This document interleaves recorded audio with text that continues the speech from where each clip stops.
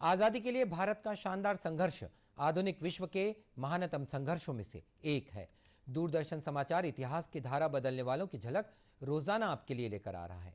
आज हम महान शिक्षाविद और समाज सुधारक ईश्वर चंद्र विद्यासागर और स्वाधीनता सेनानी अरुणा आसफ अली को याद कर रहे हैं।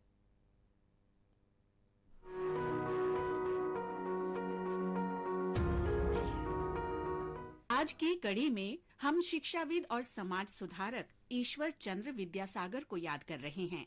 उनका निधन 29 जुलाई 1891 को हुआ था। वे बांग्ला गद्य साहित्य के जनक माने जाते हैं।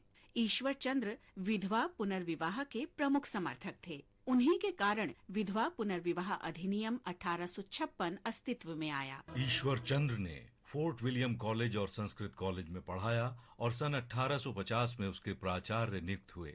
प्राचार्य के रूप में ईश्वर चंद्र ने संस्कृत कॉलेज के कार्यों में महत्वपूर्ण परिवर्तन किए। उन्होंने जाति की बाधाएं हटाई और वहां सभी के लिए पढ़ाई के द्वार खोल दिए। संस्कृत कॉलेज के आधुनिकीकरण और बालिकाओं के लिए विद्यालयों के अतिरिक्त शिक्षा में उनका सर्वाधिक महत्वपूर्ण योगदान था। इस बदलाव के लिए उन्होंने स्वयं ही पाठ्य पुस्तकें लिखी थीं। 1851 में उनका लिखा हुआ वर्ण परिचय प्रकाशित हुआ। वर्ण परिचय से पहले आरंभिक शिक्षा के लिए ऐसी कोई मॉडल रीडर पुस्तक नहीं थी। वर्ण परिचय की तरह तब तक बांग्ला भाषा में संस्कृत व्याकरण भी नहीं था। 1851 में ही उन्होंने अपनी पुस्तक संस्कृत व्याकरण उपक्रमणिका प्रकाशित करवाई। उनकी व्याकरण कौमुदी भी व्याकरण की महत्वपूर्ण पुस्तक थी। ईश्वर चंद्र विद्यासागर आधुनिक भारत में भी ज्ञान का सागर और प्रेरणा का स्रोत बने रहे।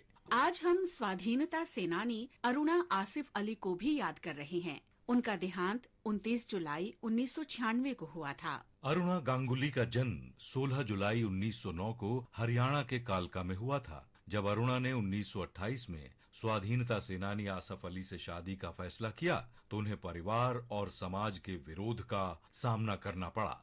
उन्होंने कांग्रेस के कार्यक्रमों और नमक सत्याग्रह में सक्रिय रूप से भाग लिया। 8 अगस्त 1942 को कांग्रेस के मुंबई अधिवेशन में भारत छोड़ो प्रस्ताव पारित किया गया। भारत छोड़ो आंदोलन का आगाज होते ही सरकार ने बड़े नेताओं को गिरफ्तार कर लिया।